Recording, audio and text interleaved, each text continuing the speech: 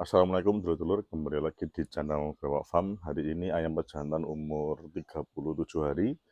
Jam setengah 7 pagi sebelum berangkat kerja kita cek kondisi kandang. Dan di belakang kita sedang persiapan untuk pemberian pakan yang pagi ini akan dilakukan oleh bapak saya. Kita cek suhu dulu ya, selalu suhu yang paling utama.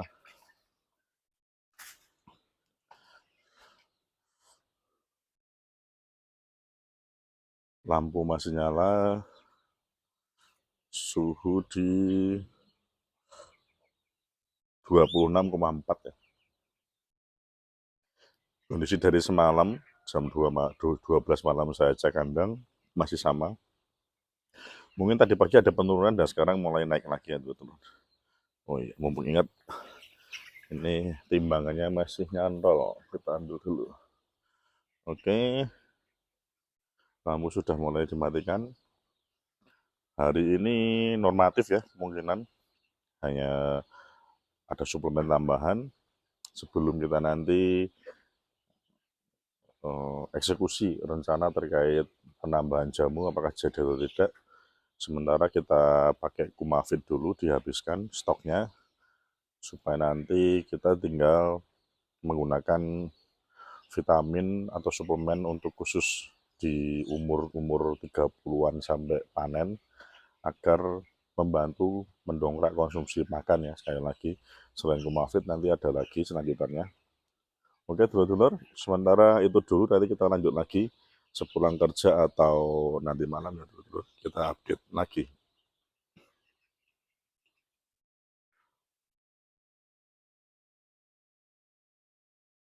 Hari ke-37 jam 12 malam ya dulur-dulur. Kita cek di kandang utama.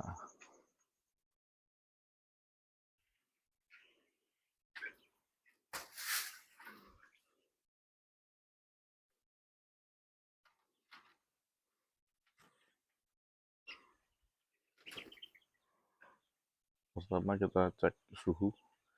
Kondisinya sedikit gerah ya di luar dulur-dulur.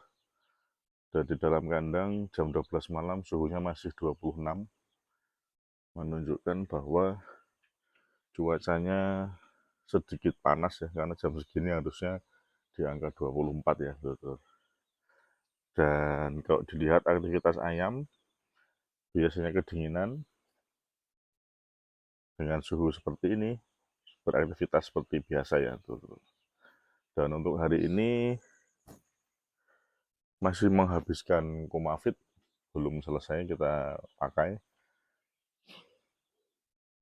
dan kegiatannya masih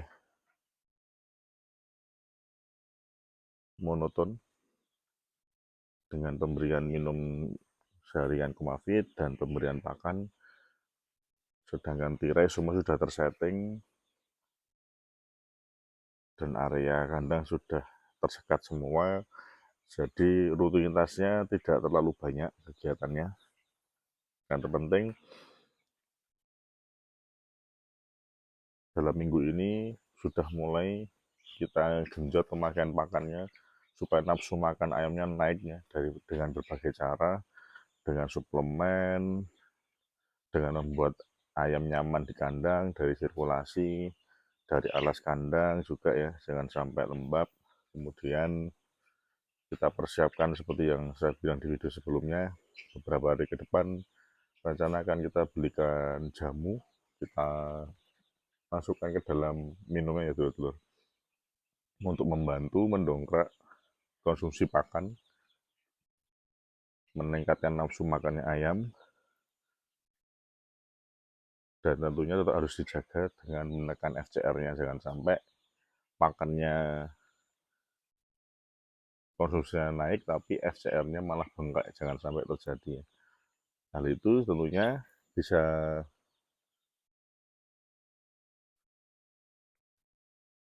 terlaksana kalau manajemen kandangnya bagus ya, antara pendukung prasarananya di kandang, baik peralatan kandang, sirkulasi, manajemen tirai bagus, dan kebutuhan ayam akan mengikuti sesuai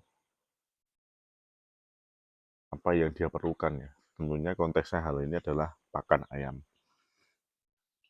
Dan mohon maaf mungkin tidak terlalu panjang video kali ini karena tadi sore tidak sempat ya cek kandang karena saya pulang kerja sudah di atas jam 6 sore setelah maghrib. Jadi tadi sempat ketiduran, baru bangun dan saya langsung cek kandang karena pemberian pakan dan minum hari ini memang dilakukan oleh full semuanya oleh bapak saya ya. Saya belum sempat ke kandang hari ini. Dan alhamdulillah terbantu dengan bapak saya ikut terjun di pemeliharaan ayam pejantan ini ya dulur. Dan untuk pantauan harga saya nggak tahu ya karena beberapa orang tanya di kolom komentar. Karena saya terbiasa karena terutama karena kami ikut kemitraan ya.